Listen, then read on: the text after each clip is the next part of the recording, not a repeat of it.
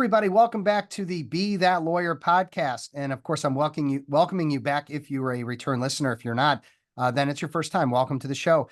This is a show all about helping you to be that lawyer, someone who's confident, organized, and a skilled rainmaker.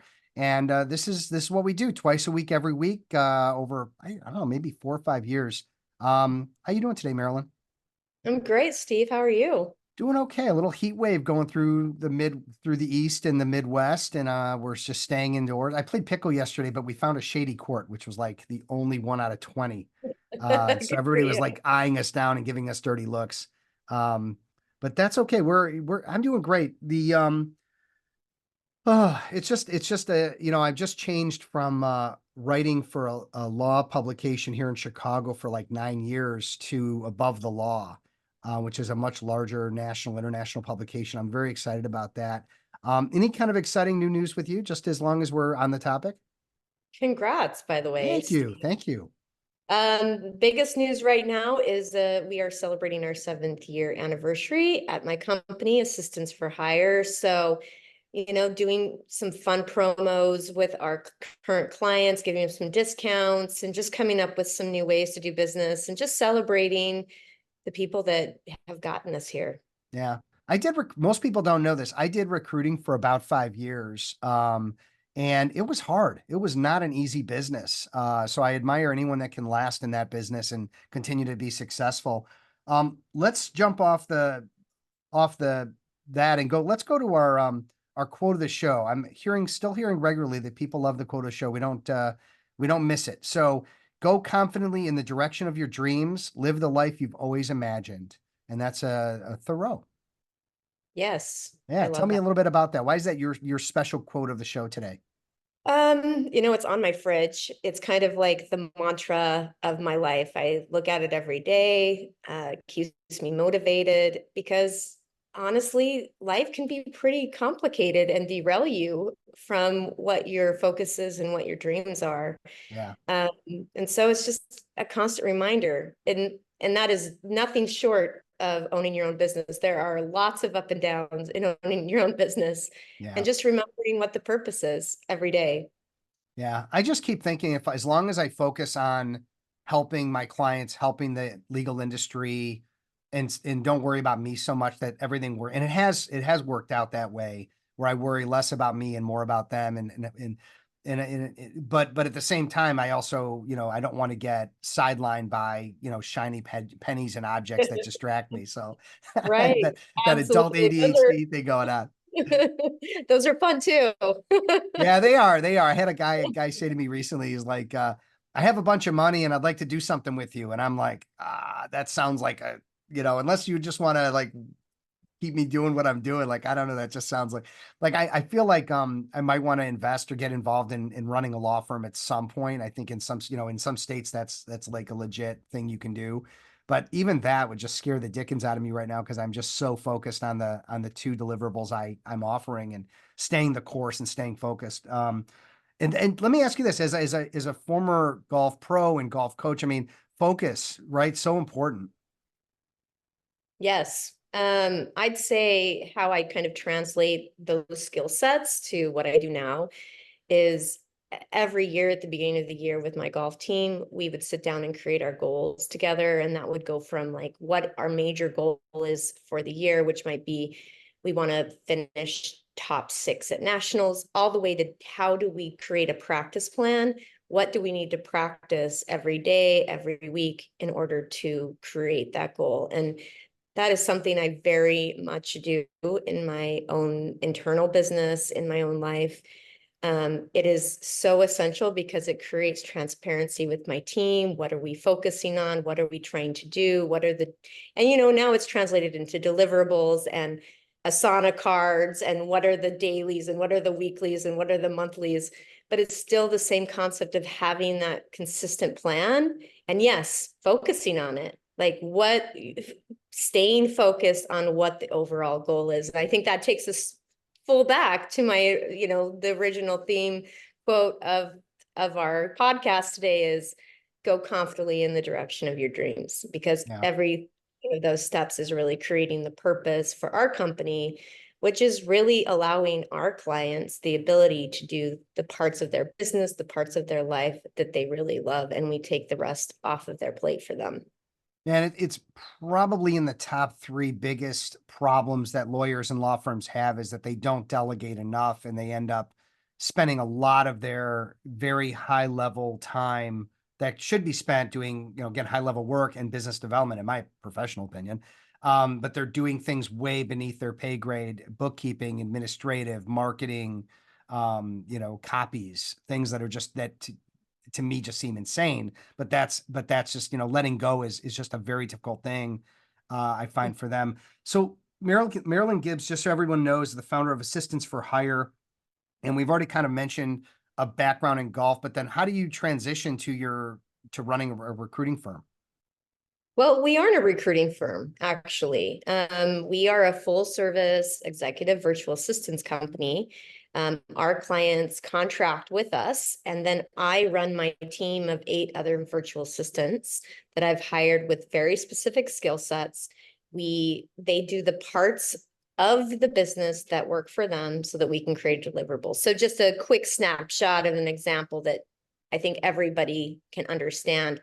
We do a lot of social media, specifically for our attorneys. We write the copy, we create the graphics, we post it on their social media platform. Usually that's LinkedIn in the law world. Sometimes it's Instagram, sometimes it's Facebook, or other profiles like Google My Business. We also post there. So that process is, we have a lead that's assigned to the client. That lead has a conversation with the client on a weekly basis. That includes strategy for social media and any other deliverables we may be having them. Right now it's she's, because both of our managers are she's and they're the leads. She sends that over to our copywriter with the theme, the ideas, maybe some bullet points that came up in the conversation. The copywriter writes it, sends it over to our graphics person. She creates the graphics. Then that gets sent to our editor. They edited it. Then that gets sent to the approval for client. They approve it. We schedule. So that is the whole process. So there's 5 people in that process. Yeah. The client only has to talk to the project manager and approve the deliverable.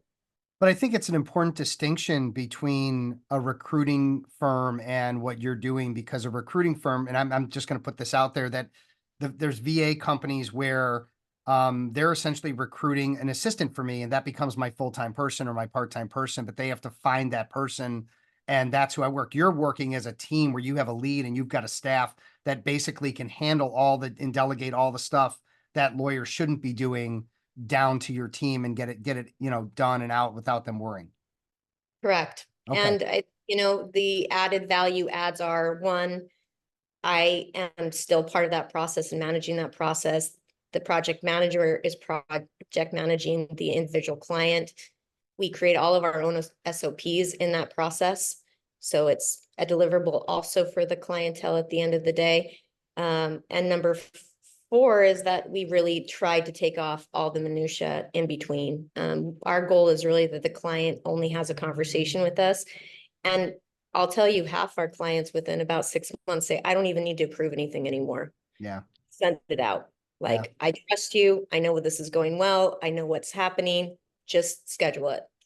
Yeah. I mean, there's an art to delegation, and we sometimes think we can just hire somebody or bring a team in and just like, here's what I want you to do, go do it. And, hope that it all works out. But I don't think lawyers are comfortable with that. So there's probably, maybe you can explain this a little bit. Like there's an opportunity to bring in a team or bring in an assistant, and we're talking kind of generally. And I think there's how do you onboard and how do you delegate where it happens over time, where maybe you don't let go fully initially, but eventually you can let go. And I know I have that with my team, where I have to kind of keep a tight reins, and then over time, maybe you can explain that process, because I think that's maybe something people don't understand.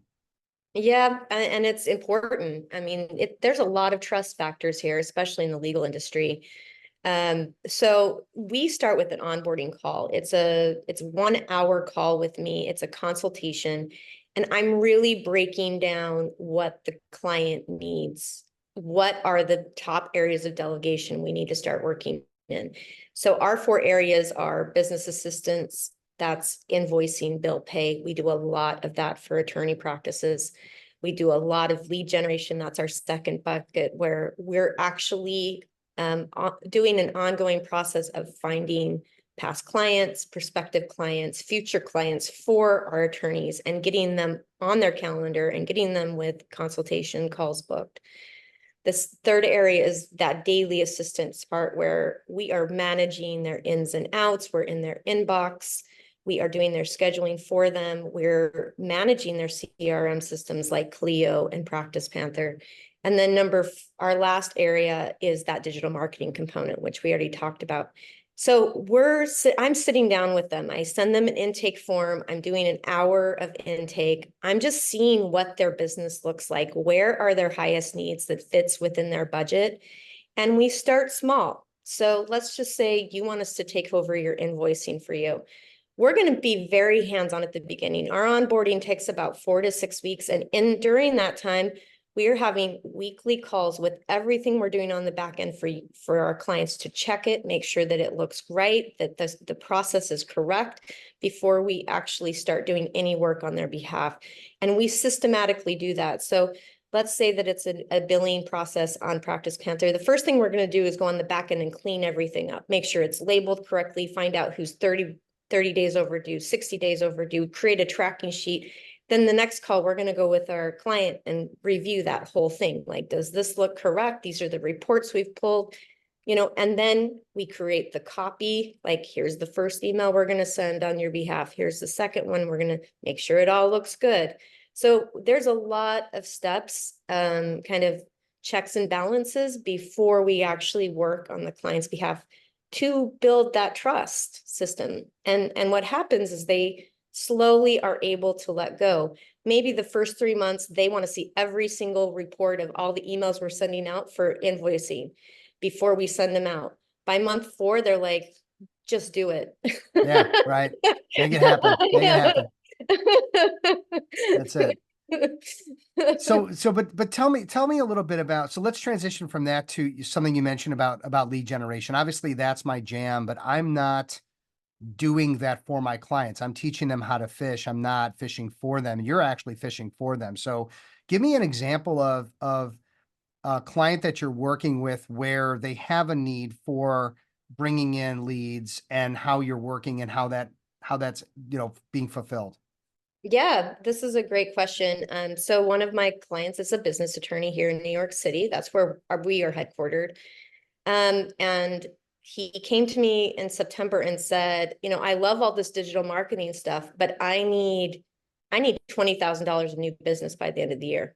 And I said, well, the easiest way to do that is let's go through your past client lists and try to see if we can actually generate some new business with them. Mm-hmm. So I went into his QuickBooks. I pulled up his client list for the last 3 years. I created a tracking sheet. I created a 1, 2, 3 series for copy. Like, this is our first email. This is our second email. This is our third email. We sent it directly from his email account. And systematically, within about a week to a week and a half in between, we were able to generate $25,000 of business for him by December. Yeah. Awesome. So, the first thing I do, similar to you, is I find out like where the low hanging fruit is. And there's many of my clients that have, past contacts, past clients, existing clients, strategic partners, referral partners that they just are having a hard time keeping in touch with. And I'm trying to, either help them automate that to some degree, maybe through Lawmatics. Otherwise it's up to them to do it or to hand it off to an assistant. And it just doesn't really get done as much as I'd like it to. So that could be a really interesting thing, for me to consider, and bringing you in to work with some of my clients on that, because it's just, they have the business. It's just their time, and how are they getting those emails out, and how are they having those meetings? Ultimately, they're having the meetings, right? It's just about just how are you getting them in front of the people they need to get in front of. Yep. And we can do the same thing with automations. We do them in automation processes on CRMs. We have done them on LinkedIn. Still, I've always found that the direct emails, they're the most effective. If you can send it from the email of the client and they the person believes that those emails are coming from them, that's where the bigger money comes from. Yeah. Well, really good stuff. Hey, I want to transition to something that you're not expecting me to talk about, maybe too. But anyway, I think, I find that there's a lot of similarities in the game of golf and in the game of business. And I want to share one that I found years ago in working with a golf pro. And I want to then also get your take on some lessons that you've learned and things that you've brought over. So this was a story. I mentioned this in my first book, Sales Free Selling, and most people that that haven't read it haven't heard this. But I met with a golf pro. He said, "Let me see you swing." And so I hit like 15 balls into a net, one after another after another. I mean, maybe I paused 3 seconds to just get the ball lined up and hit. So it was like slap, slap, slap. And then he goes, "Are you enjoying that?" I go, "What do you mean?" He goes, "Are you enjoying your swing?" And I go, "What do you mean? Am I enjoying?" He goes, "Well, what do you think the game of golf is?" I said, "It's getting the ball in the hole at the down." He goes, "Well, but don't you think that if you're swinging a golf club and that's what the game, that's what you're doing every time that's the whole game, but you're not enjoying the swing, are you really enjoying golf?" And I was like, "What the hell does that?" Like my head exploded. I didn't even know what he was talking about. And then when I was driving home, I thought about the same thing with business development. Lawyers hate business development. I always hated sales and like selling people. And so it's like, can we enjoy the process of meeting people? Can we enjoy the process of walking a buyer through a buying decision and enjoy the game of business development in a similar fashion of when you have a beautiful, wonderful swing that you actually enjoy the game more? So that was like a life business lesson that I learned, maybe 20 years ago, and it's always stuck with me. I don't know if that story resonates with you. Did you ever think about that as a coach, as a golf coach, the swing, the enjoying the swing? I don't think I broke it down to exactly the swing, but I would talk a lot about enjoying the process. That, it's really important to love the game, whether that score is what you expected or what you didn't expect. I think it's also really important to start learning to recognize the value of the bad shots. And I would talk to my team members, all the time about this. Like, it's not about how good your good shots are, it's how good your bad shots are. It's not everybody's going to make mistakes. It's how quickly can you recover. And so if you can kind of embrace the errant shots per se, there's way more learning opportunity in an errant shot. You have to think differently. It's not just a clean swing like you do on the range from a fairway. Yeah. There may be a tree involved, there may be a bunker you have to go over. You may have to bounce it somewhere to bounce it off of something else, right? Like, there's so much more learning in the errant shots. And that is what makes you a better golfer, because the next time you see that, it's easier and easier and easier. And it's really fun when you pull off those impossible shots and somebody's like, "How did you do that?" Right? And you still like, Experience, right? yeah, because you've hit it a million times. You don't want to tell anybody that, but like, Yeah. how many times have I hit a punch shot that had to go over a bunker to bounce in front of the green to get on the green so I could still make par, right? You don't Yeah. want to tell people how many times that has happened, but it happens all the time. And the better and better you get at it, the easier it becomes. And if you can kind of be like, "I got this," like Yeah. you're that tree and you're like, "I got this shot."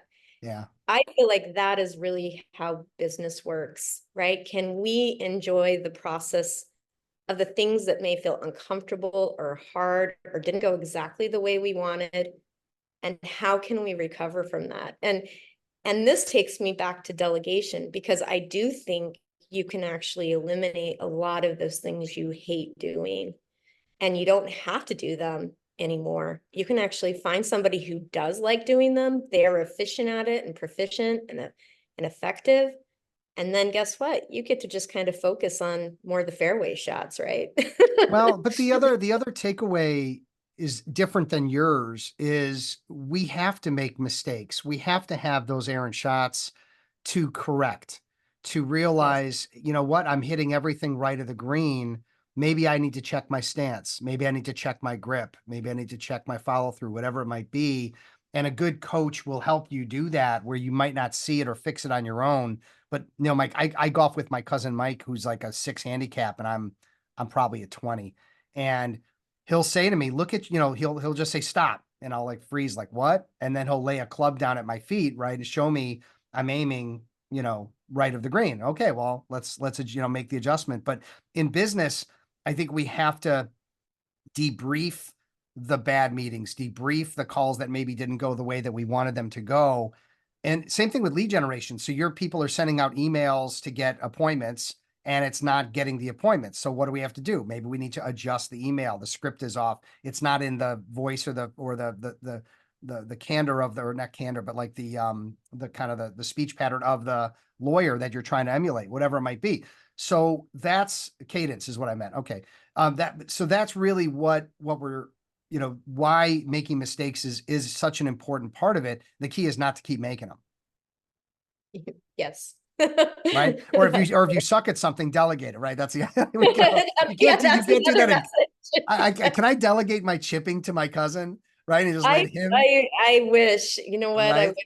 I wish that for you so much. Yeah. I mean, I'm great. I'm great. Like when I hit it straight, right. To your point, like when I'm, 20 feet off of a green, I've got to chip up and I get a case of the yips. I'm just like beside myself about it. I don't know what to do.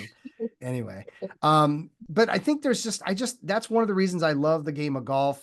I mean, I'm more of a paddle, pickle tennis, platform tennis kind of guy. I like beating up on others as a part of the reward of playing well. And golf, you Yeah. just beat up on yourself unless you're playing with a bunch of guys for money or something, which I don't do because I'll lose. But I think, there's sports where it's like you're against you. And I like that about golf. And I like that about some of the other sports. Because it's just all on you. What are you going to do? And Yep. business feels like that, right? It's like you against you. It's not you against your competitors. I don't think that's necessarily, you're not Coke and Pepsi. I was going to say the same thing. I think it's the same way when you're a founder or an owner of your own business is you really are against yourself. Like Yeah. every day, it's really about how do you perform individually that's going to create the results you want. Yeah. Really, really interesting stuff. So if we look at what's missing from the law firm experience, the lawyer experience, we agree that delegation is the beast and that they've got to do it. The other thing you mentioned was SOPs and you help them with that. How bad is the legal industry at having their own like having solid processes? Is that like where they're the worst? I don't know if I'd say they're the worst. I think they're Most getting better. I think they're getting better. I think they're starting to I have recognize the importance of it. I do have a few clients that are good at it. I mean, I do have one that I walked in and she already had SOPs. I was so impressed. But we start with a lot of our processes creating SOPs for our attorney clients because they have nothing. They have nothing in place. They're just like, well, Merrilyn, I just do this and this and this and this. And I'm like, yes, I understand that. And you know to do that, but no one else Yeah. knows what they're supposed to be doing. Yeah. Yeah. Wow. Yeah. So it's great. It's great. Like you have a process, but your entire team doesn't. And so everyone's kind of marching to their own drummer versus being in lockstep. Well, we have a lot of processes in place that all of our team creates. Like we have our internal processes of how do we onboard our clients in order to make that uniform so that our team can step in and easily be able to pick up and cover for each other. That's another one of our, our value adds is that we always have somebody on the back end who can cover an account if one of our team member gets sick or needs to go on vacation or has to be out for some type of emergency. Yeah. We always have someone who can cover that account. And that's part of the reasons we keep our SOPs very locked in Yeah. and continuous. Yeah. Really smart. Really smart. So let's wrap up with our game-changing book. We've got one that I think it's been said on the show before, but I'm not remembering because I'm 400 deep into shows right now, but how to be a badass at marketing and no, how to be a badass at making money. Wow. Yes. Yeah. So, I, so yeah, tell me about that. It's by Jen Sincero. There's some really good comedic moments in there. She gives a lot of personal stories. I have it on audiobook on rewind. Like whenever I'm kind of not remembering my processes or what I need to do at making more money, I go back to it. And she does a lot of exercises. Like at the end of her book, she has you write things down and create your own your own goals and your own systems and your own plans to create more money for yourself. So Yeah. highly recommend it. It's funny, it's good, it's unique. It's not your typical, how do you create your financial tracking sheet book. Yeah. Well, very cool. Everybody should check that out. As we wrap up, I want to thank our sponsors, of course, Get Staffed Up, helping people get the full-time marketing and admin people in place, different than what Merrilyn's doing. And I love your team aspect. I think that's brilliant. And then, of course, Lawmatics, which is another way to go to optimize how you're automating your follow-ups, follow-throughs, how you're invoicing people, getting contracts signed, automating, how you get your money in too. And a lot more than that. And Merrilyn, if people want to get in touch with you, they want to hear more about you, they want to get that hour of audit and consultation, what's the best way for them to reach you? My website, assistanceforhire.net. It's ASSISTANTS, the number 4 HIRE.net. You can book a free initial discovery call with me right there. Yeah. Awesome. Awesome. Well, thank you so much for coming on the show. This is, one of the more important conversations that we need to have, because how are lawyers going to be successful without delegating? It doesn't work. You can't just do everything and live the life you want to live. That's just not in the makeup of it. So, thanks for coming on again. And more to come with you and I just know that we're going to have to figure out some ways to get you in front of some of my clients that want to do the things I'm teaching them to do, but time management is fine, but they still need to delegate. Agreed. I can't Yeah. wait. Awesome. Steve. Awesome. Very good. And hey, thank you everybody for spending some time with Merrilyn and I today on the Be That Lawyer with Fretzin podcast, helping you to be that lawyer, someone who's, again, very organized and skilled rainmaker. And I forgot my tagline again. God dang it. It's only been 400 shows. Confident, organized, and a skilled rainmaker, for crying out loud. All right, Merrilyn, thank you so much. Take care, everybody. Be safe, be well. We'll talk again soon. Bye, everybody.